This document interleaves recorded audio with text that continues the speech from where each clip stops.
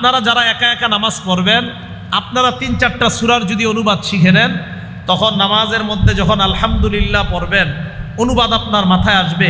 ইমাম আলহামদুলিল্লাহ পড়লো, অনুবাদ আপনার মাথায় আসবে।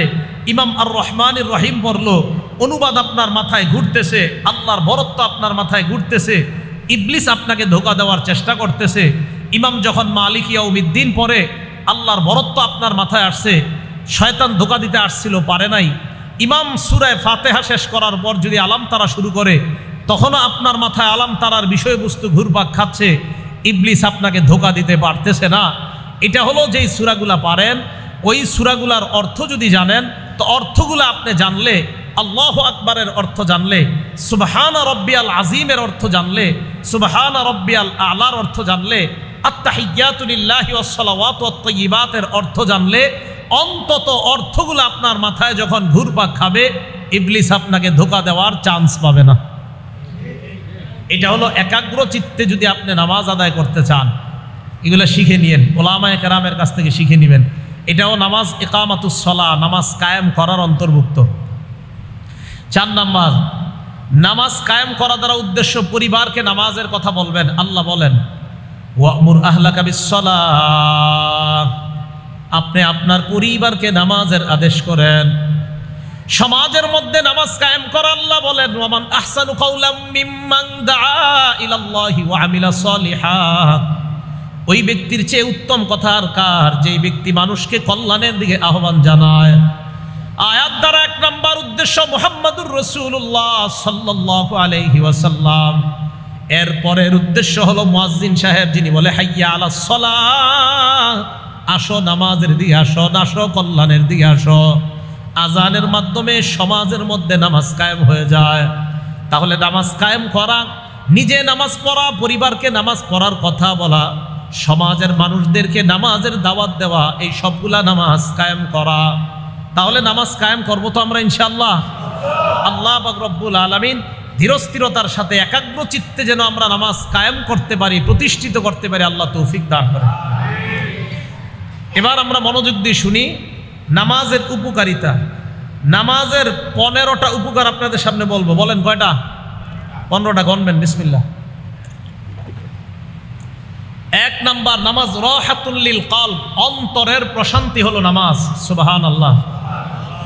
বিভিন্ন জায়গায় এখন অ্যাডভারেজ লেখা থাকে, আপনি যদি আপনার দিলে প্রশান্তি চান, আপনি কি আত্মহত্যা থেকে বাঁচতে চান, টেলিভিশনের মধ্যে অ্যাডভারেজ, আপনি কি হতাশায় ভুগছেন, আসুন আমাদের খানকায় 1 মাসের একটা কোর্স করুন, আপনি দেখেন আপনার অবস্থা পরিবর্তন হয়ে যাবে। আপনারা নতুন করে লিফলেট বানাবেন, সমাজের মহল্লায় মহল্লায় লাগিয়ে দিবেন।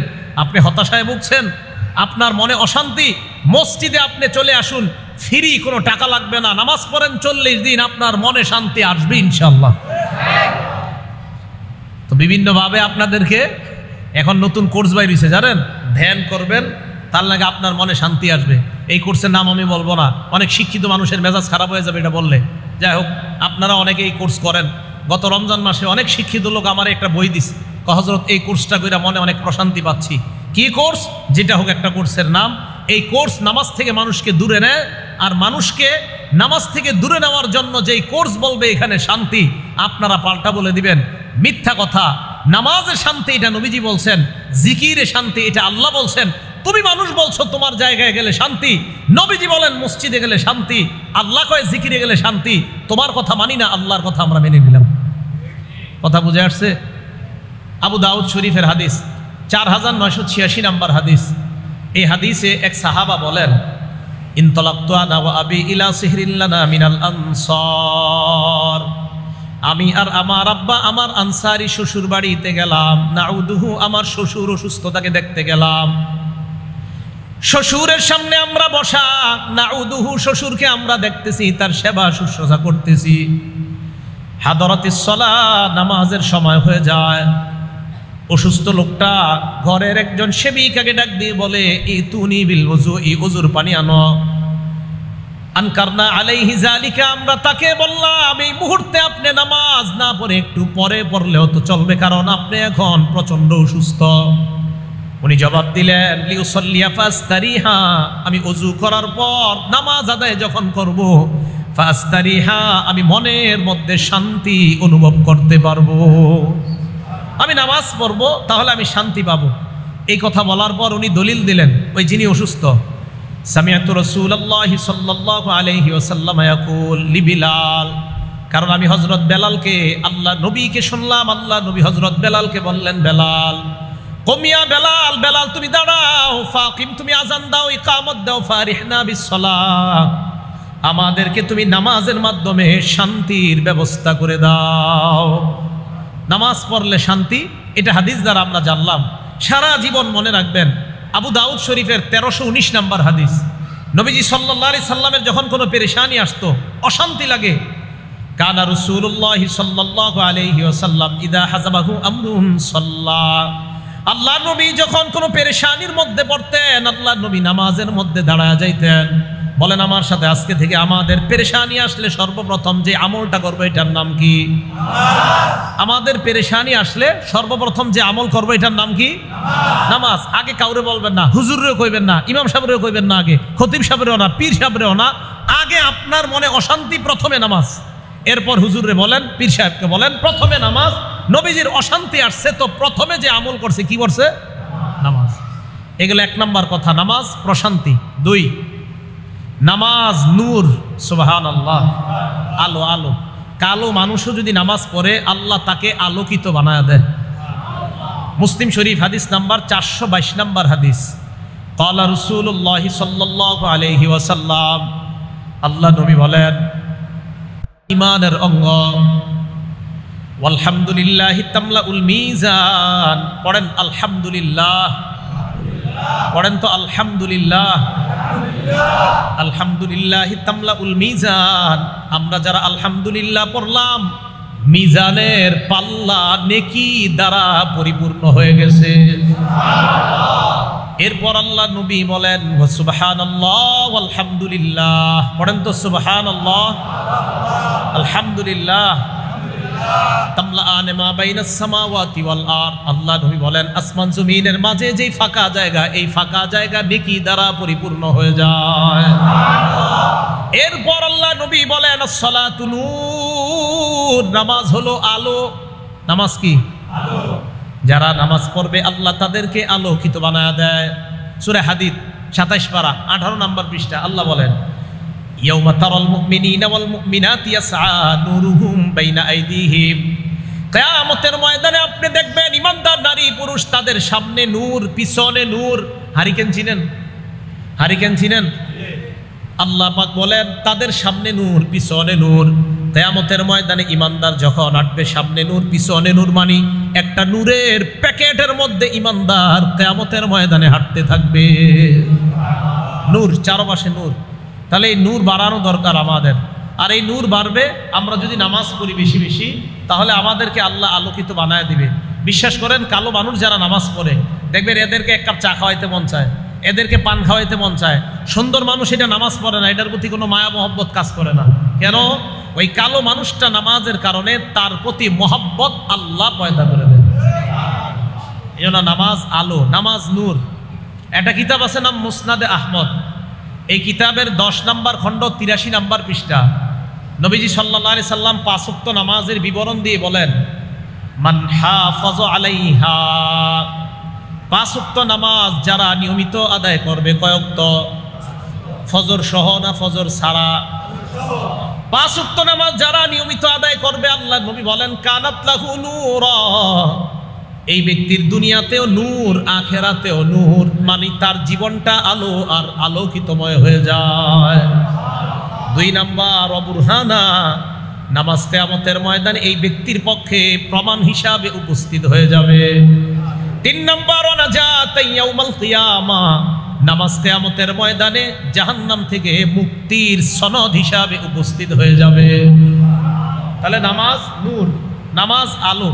আল্লাহ আমাদের সকলকে 5 ওয়াক্ত নামাজ জামাতের সাথে নিয়মিত আদায় করার তৌফিক দান করেন। হঠাৎ জামাতের কথা বললাম, এশার নামাজ আজকে আপনারা যারা জামাতে জামাতে পড়ছেন হাত তুইলেন না, পড়ছেন না? খালি জি বলেন, যারা যারা পড়ছেন জি বলেন। যারা এশার নামাজ জামাতে পড়ছেন, মুসলিম শরীফের 1377 নম্বর হাদিস, ক্বালা রাসূলুল্লাহ সাল্লাল্লাহু আলাইহি ওয়াসাল্লাম, আল্লাহ নবী বলেন মান সাল্লাল ইশা ফি জামাআ, এশার নামাজ যারা জামাতে আদায় করে ফাকান্নামা কামা নিসফাল লাইল, যারা এশার নামাজ আপনারা জামাতে আদায় করলেন অর্ধেক রাত দাঁড়ায় দাঁড়ায় ইবাদত করলে যে সওয়াব আল্লাহ আপনাদেরকে ওই সওয়াব দিয়ে দেন। ফজর জামাতে ইনশাআল্লাহ কারা কারা পড়বেন? ইনশাআল্লাহ। হাত নামান। এবার কি কয় দেখেন, ওয়ামান সাল্লা সুবহা ফি জামাআ, ফজরের নামাজ যারা জামাতে পড়বে ফাকান্নামা সাল্লাল লাইলা কুল্লাহ, ওই ব্যক্তি সারা রাত দাঁড়ায় নামাজ পড়লে যে সওয়াব আল্লাহ তাকে ওই সওয়াব দিয়ে দেন। দেখছেন, এশার নামাজ জামাতে পড়ে ঘুমাইবেন, ফজরের নামাজ উইঠা জামাতে পড়বেন, সারা রাত ইবাদত করার সওয়াব ঘুমের মধ্যেও পেয়ে যাবেন। শর্ত, তবে বলেন শর্ত, বলেন শর্ত, ফেসবুকের গুনাহ না করা। সে গুনাহ না করা, আপনি এশার নামাজ পড়ে মাশাআল্লাহ স্ক্রলিং এফবি শুরু করছেন, ফেসবুক চালানো শুরু করছেন, আরিফ বিন হাবিবের ওয়াজ দেখবো, দেখতে দেখতে আপনি এদিক সেদিক ঢুকে গিয়েছেন। তো ঢুকতে ঢুকতে আপনি এই যে গুনাহ করলেন, আরেকটু করতে করতে ফজর হয়ে গেল। শর্ত হলো আপনি গুনাহ করবেন না, এশার নামাজ পড়ে তাড়াতাড়ি ঘুমায় যাবেন, ফজরের নামাজ উইঠা জামাতে পড়বেন, সারা রাত ঘুমের মধ্যে থাইকাও সারা রাত নামাজ পড়ার সওয়াব পাবেন। মনে থাকবে সবার? তাহলে নামাজের উপকারিতা আমরা জানলাম 3 নাম্বার। 2 নাম্বার উপকারিতা, নামাজ আলো, নামাজ পড়লে আল্লাহ তাকে আলোকিত বানায়। 3 নাম্বার দেখেন, মন দিয়ে শোনেন, কিয়ামতের ময়দানে সর্বপ্রথম ইবাদতের মধ্যে নামাজের হিসাব হবে। আমি বলবো, আপনারা উত্তর দিবেন। বলেন তো, ইবাদতের ক্ষেত্রে কিয়ামতের ময়দানে সর্বপ্রথম কোন ইবাদতের হিসাব হবে? একটা কিতাব আছে নাম সহিহুল জামি', হাদিস নাম্বার 2573 নাম্বার হাদিস, 2573 নাম্বার হাদিস। এই হাদিসে রাসূল আকরাম সাল্লাল্লাহু আলাইহি ওয়াসাল্লাম বলেন, আউয়ালু মা ইউহাসাবু বিহিল আবদু ইয়াউমাল কিয়ামাতিস সালাহ, কিয়ামতের ময়দানে সর্বপ্রথম ইবাদতের ক্ষেত্রে নামাজের হিসাব নেওয়া হবে। ফা ইন সালাহাত, আল্লাহ নবী বলেন যদি নামাজ শুদ্ধ হয়ে যায়, সালাহা সাইরু আমালি, সকল আমলগুলা শুদ্ধ। আগে নামাজের হিসাব, এটা যদি সঠিক হয় তো বাকিগুলার মূল্য আছে। ওয়া ইন ফাসাদাত, নামাজ যদি অশুদ্ধ হয়ে যায়, নামাজ যদি বিনষ্ট হয়ে যায়, ফাসাদাত সাইরু আমালিহি, তার অন্যান্য আমলগুলা বিনষ্ট। নাউজুবিল্লাহ। অনেকের নামাজ পড়ে না, সারাক্ষণ নবীর প্রেম প্রেম বলে, আমার ভিতরে নবীর প্রেম আছে। জোহর পড়ছেন নি? কয় না। আসর পড়ছেন না, মাগরিব না, এশা না, তাহলে প্রেম কিভাবে? এটা বুঝবেন না, নবীর প্রেম অন্তরে আছে। নামাজ না পড়লে নবীর প্রেম, এটা একদম মিথ্যা কথা, এটা ভণ্ডামির পরিচয়। দলিল আমি একটু পরে দলিল দিচ্ছি, দেখেন একের পরে এক দলিলগুলো মুখস্থ রাখবেন, দেখবেন যে না, যারা নামাজ পড়ে না তাদের মাঝে নবীর প্রেম নাই, এটা মিথ্যা কথা। তাহলে 3 নাম্বার, নামাজ শুদ্ধ হবে কিয়ামতের মাঠে। নামাজের হিসাব যদি ঠিক হয়, সব ঠিক। হাতে পায়ে ধরে বলি, দুনিয়ার মধ্যে অন্য কিছু আপনি করেন আর না করেন, নামাজ ঠিক করেন। সর্বপ্রথম নামাজ ঠিক করেন, কারণ কিয়ামতের মাঠে আপনি সর্বপ্রথম নামাজের হিসাব দিতে হবে। আল্লাহ আমাকে আপনাদের সকলকে যতদিন বেঁচে থাকবো 1 ওয়াক্ত নামাজ স্বেচ্ছায় স্বজ্ঞানে আমরা আর কখনো ছেড়ে দিব না, কাজা করব না ইনশাআল্লাহ। এগুলো 3 নাম্বার। 4 নাম্বার, যেই ব্যক্তি 5 ওয়াক্ত নামাজ পাবন্দির সাথে পড়বে, ওই ব্যক্তিকে আল্লাহ পাক রব্বুল আলামিন নিজ জিম্মায় জান্নাতে প্রবেশ করাবে। আবু দাউদ শরীফ হাদিস নাম্বার 1420 নাম্বার হাদিস, 1420 নাম্বার হাদিস। ক্বালা রাসূলুল্লাহ সাল্লাল্লাহু আলাইহি ওয়াসাল্লাম, আল্লাহ নবী বলেন, 5 সালাওয়াত, 5 ওয়াক্ত নামাজ, কাতাবাহুন্নাল্লাহু আলাল ইবাদ, বান্দা বান্দির উপর আল্লাহ 5 ওয়াক্ত নামাজ ফরজ করেছেন। জোরে বলেন, কয় ওয়াক্ত? আওয়াজ দিয়ে বলবেন, ফজর সহ না ফজর ছাড়া? 5 ওয়াক্ত নামাজ বান্দার উপর আল্লাহ ফরজ করেছেন। ফামান জাআ বিহিন্না লাম ইউদাইয়্যি মিনহুন্না শাইআ ইস্তিগফাফান বিহাক্কিহিন্না। 1 ওয়াক্ত নামাজ যদি কেউ অবহেলা করে ছেড়ে না দেয়, 1 ওয়াক্ত নামাজ যদি কেউ অবহেলা করে ছেড়ে না দেয়, আমি আবার বলছি, 1 ওয়াক্ত নামাজ যদি কেউ অবহেলা করে ছেড়ে না দেয়। অবহেলা কাকে বলে? হুজুরে নামাজের দাওয়াত দিস, এই এলাকার একজন, ভাই চলেন, তো আরে যান ভাই, চলেন, আরে যান তো ভাই, চলেন না নামাজে, চলেন, আরে যান ভাই, চলেন না। এই যে আরে যান, অবহেলা, ব্যাপার না, কোনো এটা কোনো ব্যাপার না, যান হুজুর করবো কালকে, মানে ব্যাপার না। নবীজি বলেন অবহেলা করে এক ওয়াক্ত নামাজ ছাড়বে না। কানা লাহু আহদুন ইনদাল্লাহ আইয়ুদখিলাহুল জান্নাহ, 5 ওয়াক্ত নামাজ যারা নিয়মিত আদায় করবে, এক ওয়াক্ত অবহেলা করে ছেড়ে দিবে না, আল্লাহ পাক রব্বুল আলামিনের ওয়াদা, আল্লাহ তাকে জান্নাতে প্রবেশ করাবেন। 5 ওয়াক্ত নামাজ নিয়মিত আদায় করলে আল্লাহ তাকে জান্নাতে প্রবেশ করাবেন। আল্লাহ আমাদের সকলকে 5 ওয়াক্ত নামাজ পাবন্দির সাথে আদায় করার তৌফিক দান করেন। নামাজের উপকারিতা নাম্বার 5, যেই ব্যক্তি নিয়মিত নামাজ আদায় করবে আল্লাহ তাকে অস্থিরতা থেকে মুক্তি দান করবেন। সূরা মারিজ 19 থেকে 23 নম্বর আয়াত আছে না, ইন্নাল ইনসানা খুলিকা হালুআ, মানুষকে অস্থির করে সৃষ্টি করা হয়েছে। আমি আপনি জন্মগতভাবে অস্থির, আমরা জন্মগতভাবে অস্থিরতা আমাদের মাঝে আছে। ইজা মাসসাহু শাররু জাজুআ, অকল্যাণ যদি মানুষকে স্পর্শ করে মানুষ উৎকণ্ঠিত হয়ে যায়। ওয়া ইজা মাসসাহুল খায়রু মানুআ, 5 তালা 10 তালা বাড়ির মালিক হয়ে গেলে মানুষ কৃপণ হয়ে যায়, বকিল হয়ে যায়। অকল্যাণ ধরলে উৎকণ্ঠিত হয়ে যায়। আর মানুষকে যখন কল্যাণ ধরে, টাকা পয়সা আসে, তখন ওই ব্যক্তিটা কৃপণ হয়ে যায়, টাকা দিতে চায় না, দান করতে চায় না, সদকা করতে চায় না। তবে ইল্লাল মুসাল্লিন আল্লাযীনা আলা সালাতিহিম দাঈমুন, যারা নিয়মিত আদায় করে তারা কৃপণ হবে না, তারা উৎকণ্ঠিত হবে না, তারা অস্থির হবে না। আল্লাহ তাদেরকে অস্থিরতা থেকে, উৎকণ্ঠ হওয়া থেকে, কৃপণ হওয়া থেকে, নিয়মিত নামাজ আদায়কারী যারা, তারা টাকা পয়সা হলেও আল্লাহ তাদেরকে এই অপরাধগুলা থেকে হেফাজত করবেন, অস্থিরতা কাজ করবে না। যারা টাকা, এই 5 নাম্বার উপকারিতা। 6 নাম্বার, নামাজ অশ্লীলতা এবং অপছন্দনীয় কাজ থেকে বাধা দেয়। অশ্লীলতা এবং অপছন্দনীয়, এই জায়গাটা বুঝেন সবাই। আমাদের অনেক যুবক ভাইয়েরা কয়, হুজুর এত নামাজ পড়ি, নামাজ পড়ার পরেও তো আমি খারাপ কাজ ছাড়ি না, আমি খারাপ কাজ ছাড়ি না।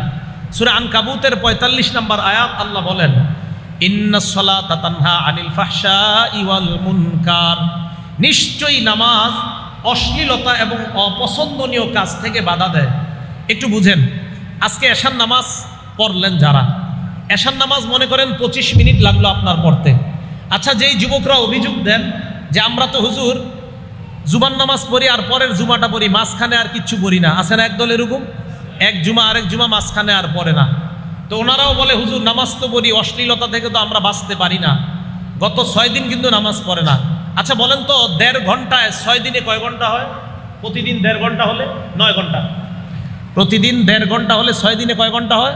9 ঘন্টা। কিভাবে? আপনি 5 ওয়াক্ত নামাজ যদি মোটামুটি ভাবে পড়েন 1.5 ঘন্টা লাগবে 5 ওয়াক্ত। তো 1.5 ঘন্টায় 6 দিনে হয় 9 ঘন্টা। এই 9 ঘন্টা তো আপনি গুনাহ করবেন না, এটা নিশ্চিত। বুঝাইতে পারি নাই? এই 9 ঘন্টা তো আপনি গুনাহ করবেন না। আচ্ছা, আপনি এশার নামাজে আসলেন, মনে করেন এশার নামাজে আইসা আপনি 25 মিনিট নামাজে চলে গেল। নামাজের পর তাবলিগওয়ালার একজন বলল, ভাই তালিমে বসেন। আপনার মন না চাইতেও আপনারে ধইরা তালিমে বসাইছে। তালিমে বসার পর লজ্জায় উঠতে পারতেছেন না, কেমনি উঠি? আরো 25 মিনিট গেছে তালিমে। আগের 25 আর এই 25-এ কয় মিনিট হইল? 50 মিনিট। আপনার দোস্ত কিন্তু মসজিদের বাইরে দাঁড়ায় রয়েছে, আরে তাড়াতাড়ি এক জায়গায় যাবো। মসজিদ থেকে বের হওয়ার সময় ইমাম সাহেব কয়, কিও কেমন আছো তুমি? হঠাৎ মসজিদে, মাশাআল্লাহ ভালোই তো, তালিম বসছো না? হুজুরে দাঁড়ায় দাঁড়ায় আরো 10 মিনিট। আপনার মেজাজ কিন্তু খারাপ, কইতে পারতেছেন না। তাহলে আপনার মন না চাইলেও আপনি 1 ঘন্টা মসজিদে দিলেন, এই 1 ঘন্টা আপনি গুনাহ করেন নাকি? হ্যাঁ, এই তো নামাজ আপনাকে অশ্লীলতা থেকে বাধা দিচ্ছে। তো এই যে নামাজ আপনাকে অশ্লীলতা থেকে বাধা দিচ্ছে, আপনি নামাজ পড়েন নিয়মিত, নামাজ আপনাকে অশ্লীলতা থেকে বাধা দিবেই। আরে ভাই, আপনি যতক্ষণ নামাজ পড়তেছেন ততক্ষণ তো আপনি গুনাহ করতেছেন না। তাহলে আপনি দৈনিক 1.5 ঘন্টা যদি দেন, 6 দিনে যদি আপনার 9 ঘন্টা গুনাহ না হয়, দৈনিক 1.5 ঘন্টার মধ্যে বাকি ঘন্টাগুলো আপনার ঘুম আস, আপনার পড়াশোনা আস। ভাইও আপনি নামাজ শুরু করে দেন নিয়মিত, একটা দিন এমন হয়ে যাবে এই নামাজ আপনার ভিতরে এই উপলব্ধি তৈরি করে দিবে যে তুমি আর গুনাহ করবা না। দেখবেন নামাজ আপনাকে গুনাহ থেকে হেফাজত করবে। তাহলে 6 নম্বর উপকারিতা, নামাজ অশ্লীলতা এবং বেহায়াপনা থেকে বাধা দেয়। আল্লাহ আমাদের সকলকে নামাজ পড়ার তৌফিক দান করেন। বিসমিল্লাহির রহমানির রহিম। আল্লাহুম্মা লাকাল হামদু ওয়া লাকাশ শুকরু। 7 নম্বর, মাগফিরাতুন লিল মাআসি, নামাজ যারা পড়ে তাদের আগের সব গুনাহ আল্লাহ মাফ করে দেয়। এই ব্যাপারে 5টা হাদিস বলি আপনাদের সামনে, 5টা উদাহরণ। 1 নম্বর, মুসলিম শরীফের হাদিস নাম্বার 428 নম্বর হাদিস। হযরত উসমান রাদিয়াল্লাহু তাআলা আনহুর গোলাম উনি বলেন সামিআতু উসমান ইবনে আফফান রাদিয়াল্লাহু তাআলা আনহু ওয়া হুয়া বিফিনাইল মসজিদ ফাজাআহুল মুয়াজ্জিন ইনদাল আস। উসমান গনির গোলাম বলেন হযরতে উসমানকে একদিন দেখলাম মসজিদের চত্বরের মধ্যে। হযরতে উসমান মুয়াজ্জিন সাহেব আসরের নামাজের সময় আসছে হযরতে উসমানকে ডাকার জন্য। ফাদা বিউযুইন, ওযুর পানি চাইলেন, চাওয়ার পর ফাতাওয়াদ্দা, হযরতে উসমান ওযু করলেন। ওযু করার পর হযরতে উসমান বললেন ওয়াল্লাহি লা উহাদ্দিসান্নাকুম হাদিসা, আল্লাহর কসম আমি তোমাদেরকে একটা হাদিস বলবো। এবার হযরতে উসমান বলেন ইন্নী সামিআতু রাসূলুল্লাহি সাল্লাল্লাহু আলাইহি ওয়াসাল্লাম ইয়াকুল, আমি আল্লাহর নবীকে বলতে শুনলাম লা ইয়াতাওয়াদ্দাউ রাজুলুন মুসলিম, কোন মুসলমান যখন ওযু করে, জোরে বলেন, কোন মুসলমান যখন, আবার কোন মুসলমান যখন ফায়ুহসিনুল ওযুআ, সুন্দরভাবে ওযু করে, ফায়ুসাল্লি সালাতান, এরপর নামাজ আদায় করে, ইল্লা গফারাল্লাহু লাহু মা বাইনাহু ওয়া বাইনাল্লাতী তালিহা, ওই নামাজের আগের সব গুনাহ আল্লাহ মাফ করে দেন। নামাজ শুরু করে দেন, আপনি নামাজ শুরু করে দেন। মুসলিম শরীফের 431 নম্বর হাদিস, দ্বিতীয় উদাহরণ।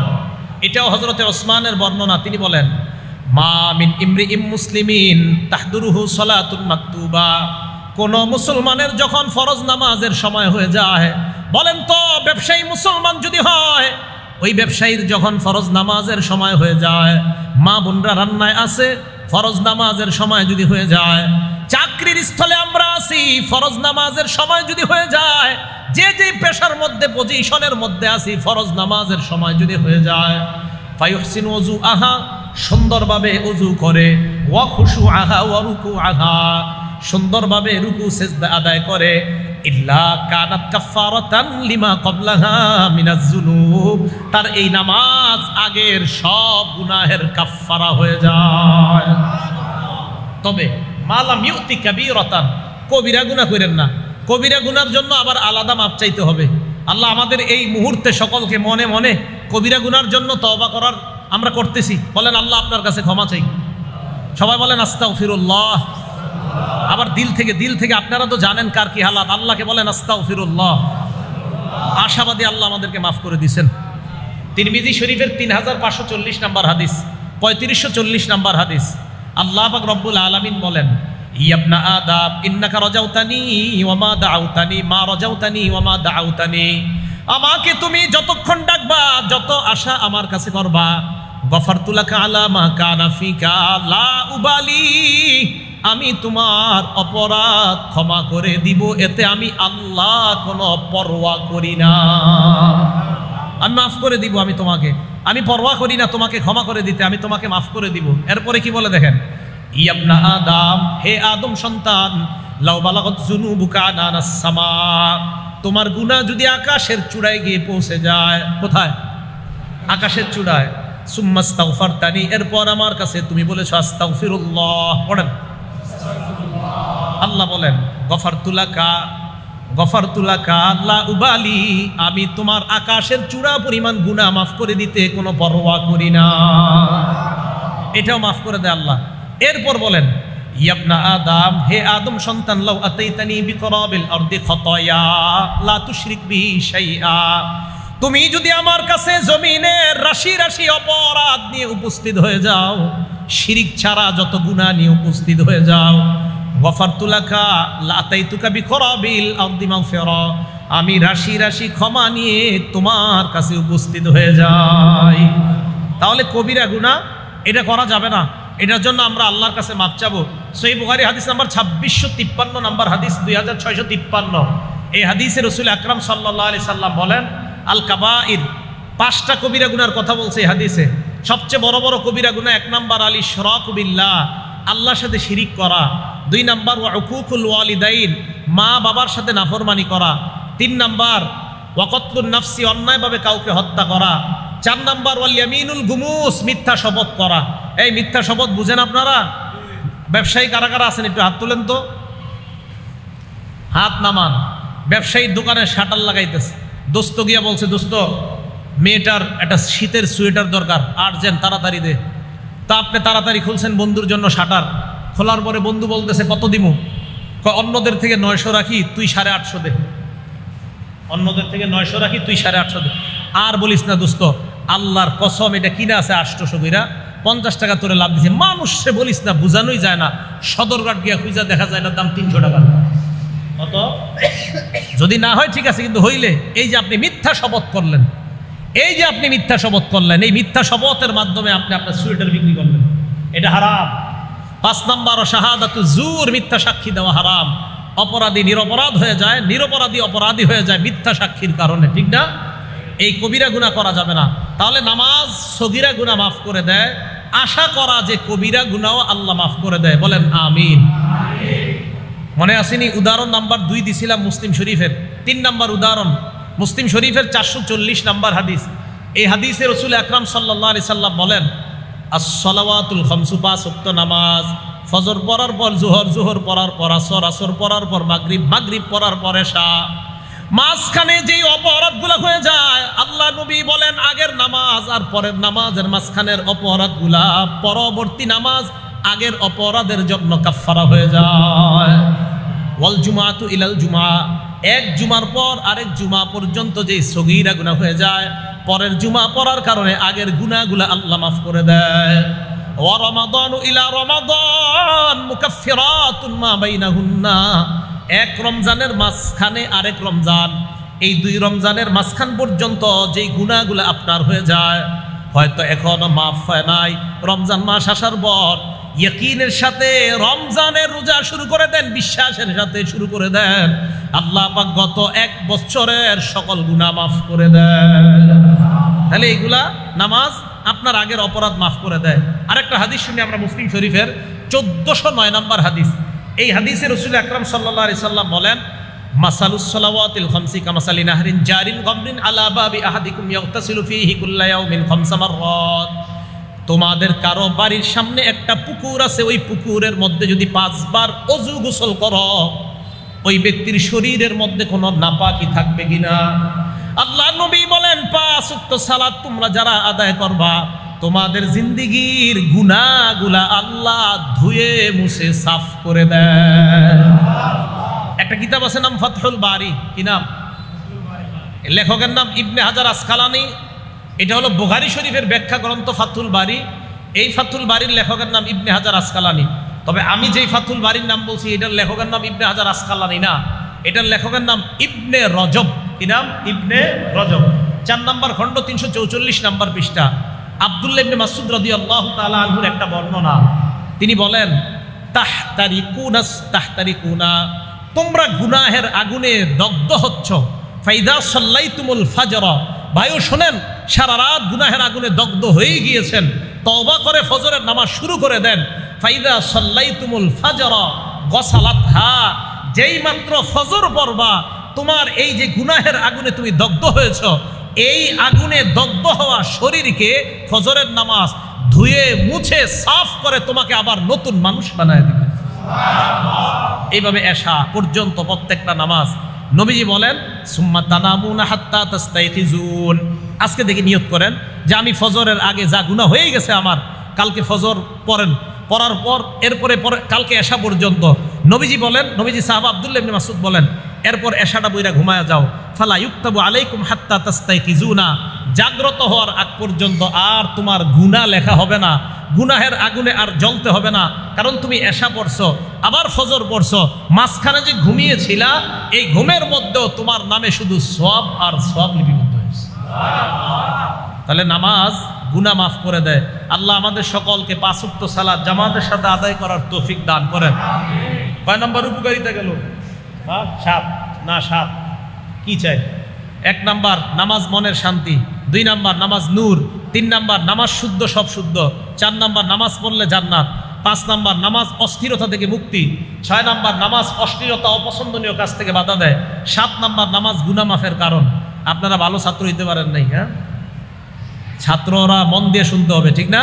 এজন্য আমরা চেঞ্জ করে ফেলবো পুরো দুনিয়াকে ইনশাআল্লাহ। কোরআন সুন্নাহের মাধ্যমে প্রত্যেকটা মাহফিল আমাদের কোরআন সুন্নাহর ক্লাস হবে। প্রত্যেকটা মাহফিল কোরআন সুন্নাহর ক্লাস, প্রত্যেকটা মসজিদ জুমার দিন কোরআন সুন্নাহর ক্লাস হবে। আপনারা এলাকার কিছু মানুষ হুজুরে যেদিন কোরআন সুন্নাহ একটু বেশি কয় ওই দিন হুজুরের নামাজের পরে কোন কি হুজুর আজকে একটা ঘটনাও কইলেন না, খালি কোরআন হাদিস কইলেন। বেচারায় আপনাকে এরকম ঠেলাঠেলির কারণে এরপরে চিন্তা করে অন্য একটা কিছু বলা যায় কিনা। সবাই তৈরি হয়ে যান, না হুজুর আপনি ক্লাসে আমাদের ছাত্রদেরকে যা পড়ান আপনি মিম্বরে বৈশা আমাদেরকে কোরআন হাদিসগুলাই পড়ায়ান। কি মুসল্লি ভাইরা তৈরি আছেন তো ইনশাআল্লাহ? কোরআন হাদিস বেশি শুনবেন, কোরআন হাদিস অনুযায়ী জীবন করবেন, ইনশাআল্লাহ দুনিয়া থেকেই জান্নাতি হয়ে কবরে যাইতে পারবেন। 8 নাম্বার, নামাজ পড়লে আল্লাহ মর্যাদা বাড়ায় দেয়। সুবহানাল্লাহ। মুসলিম শরীফ হাদিস নাম্বার 480 নাম্বার হাদিস। ওলামায়ে কেরাম এখানে আছি আমরা যারা মুসলিম শরীফের হাদিসগুলা মিলাবো, অন্যান্য কিতাবের সব হাদিস মিলে যাবে, শুধু মুসলিম শরীফটা যদি ওলামায়ে কেরাম মিলাইতে চান হয়তো আপনারা প্রয়োজনের খাতিরে এই নাম্বারগুলো দেখতে পারেন। আমি যেই মুসলিম শরীফের নাম্বারগুলো বলতেছি এই মুসলিম শরীফের নাম্বারগুলো মিলবে যদি হাদিস মোট হয় 7453টা। 7453 হলে নাম্বারগুলো মিলবে। কারণ আমাদের কওমি মাদ্রাসায় যে মুসলিমের নুসখাটা এখানে হাদিস সংখ্যা বিলা তাকরার আছে 3033টা, আর আমি তাকরার সহ বলতেছি হাদিসগুলা, এক্ষেত্রে হাদিস সংখ্যা হবে 7453। অন্যগুলা মিলবে, বুখারী আর যা যা আছে সব মিলে যাবে। তো 8 নাম্বার, নামাজ পড়লে আল্লাহ মর্যাদা বাড়ায় দেয়। মুসলিম শরীফের 480 নাম্বার হাদিস।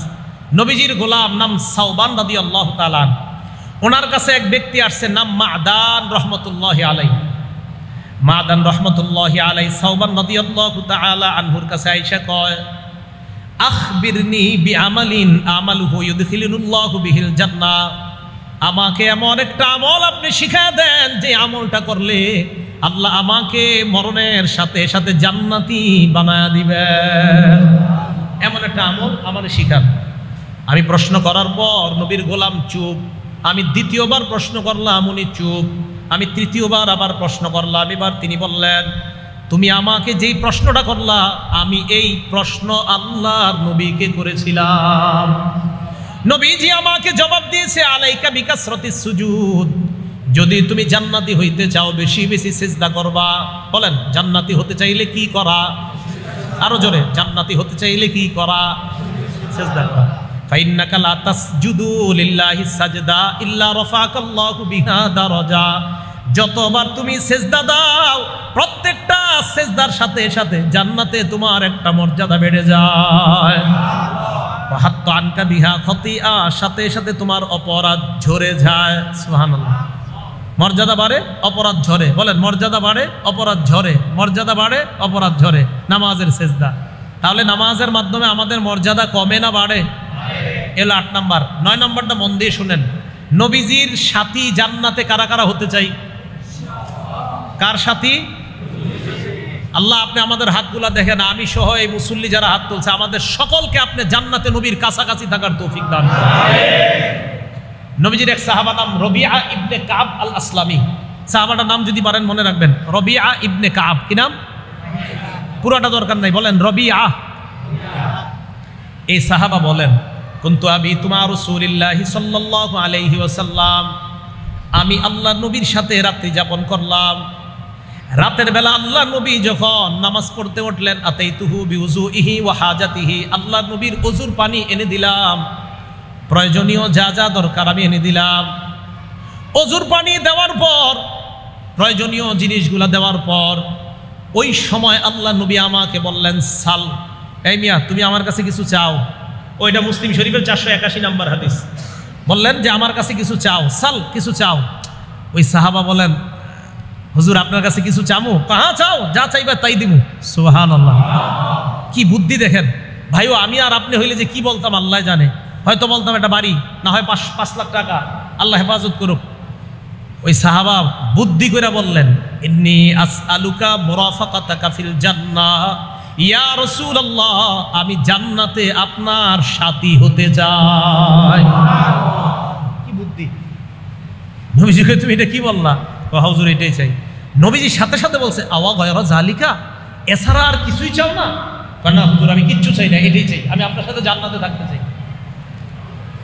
নবীজি বললেন, যদি এটাই চাও ফাইন্নি আলা নাফসিকা বিকাসরাতিস সুজুদ, বেশি বেশি সিজদা দাও, বেশি বেশি নামাজ পড়ো, বেশি বেশি নামাজ পড়ো। সিজদা মানে নামাজ আর কি, বেশি বেশি নামাজ পড়ো।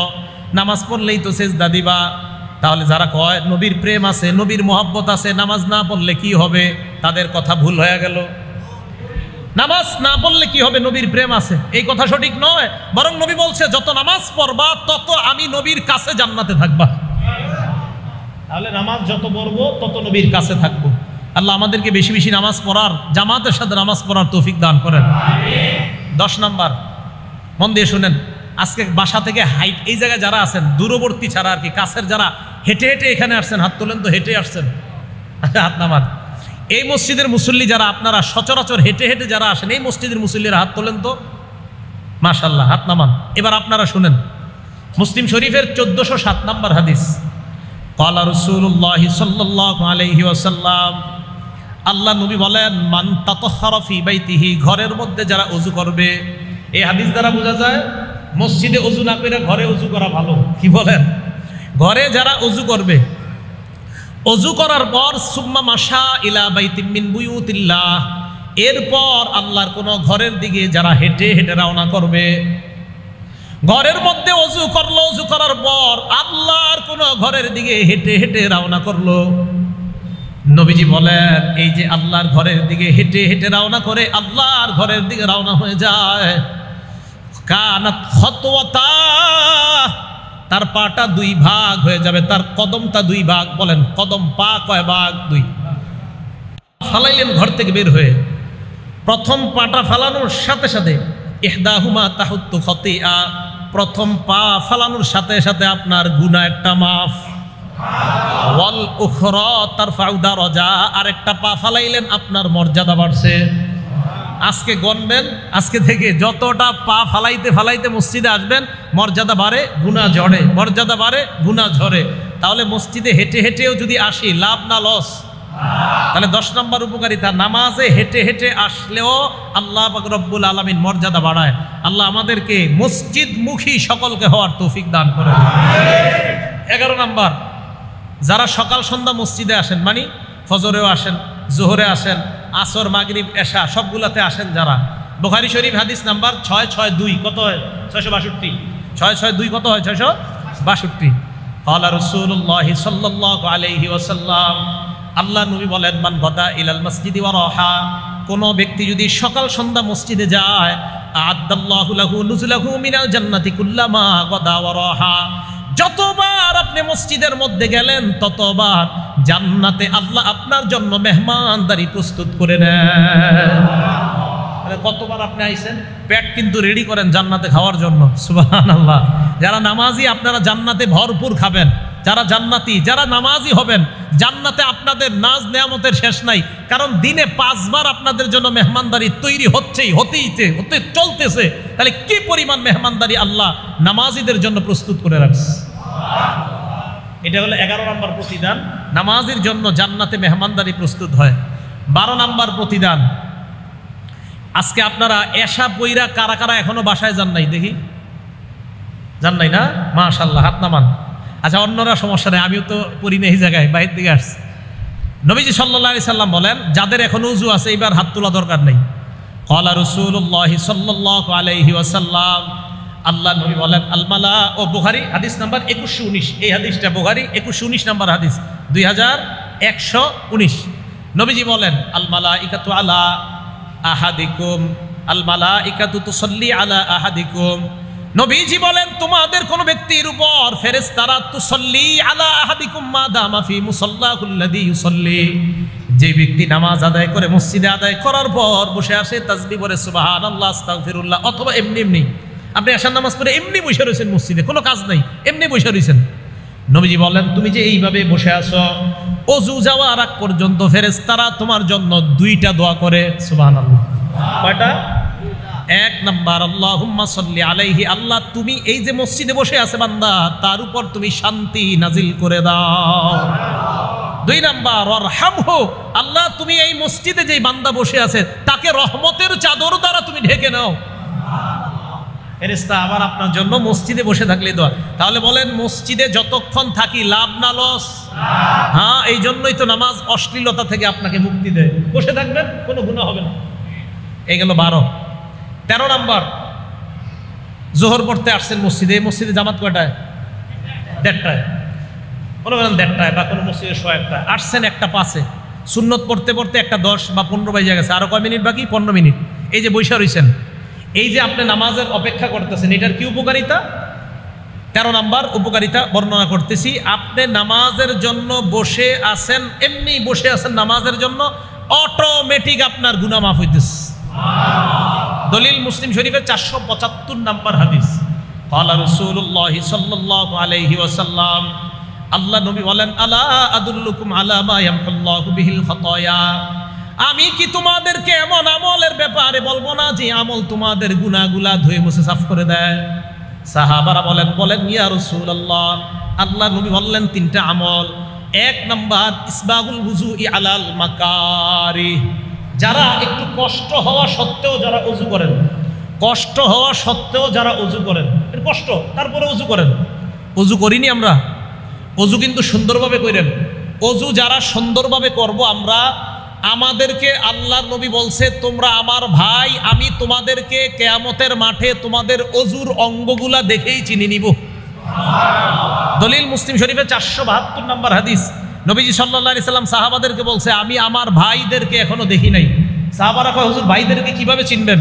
নবীজি বলছেন, ইয়াতুনানা গুররাম মুহাজ্জালিনা মিনাল ওযু আরাআইতা লাউ আন্না রাজুলান লাহু খাইলুন গুররুম মুহাজ্জালাতুন বাইনা যাহরাই খাইলিন বুহমিন দুহমিন, কালো নিকশ ঘোড়ার মধ্যে একটা সুন্দর সাদা, মাথাটা সাদা, হাত সাদা, পা সাদা, অন্যান্য কালো ঘোড়ার মধ্যে এটা যেমন পাওয়া যাবে, কিয়ামতের ময়দানে আমার ভাইদের এই অঙ্গগুলা এমনভাবে চকচক করতে থাকবে, আমি দেখলেই চিনতে পারবো এরাই আমার ভাই। আমি হাউজে কাউসারের পারে তাদেরকে পানি পান করার জন্য দাঁড়িয়ে থাকবো। তাহলে ওযু সুন্দরভাবে করতে হবে। কথা বুঝে আসছে?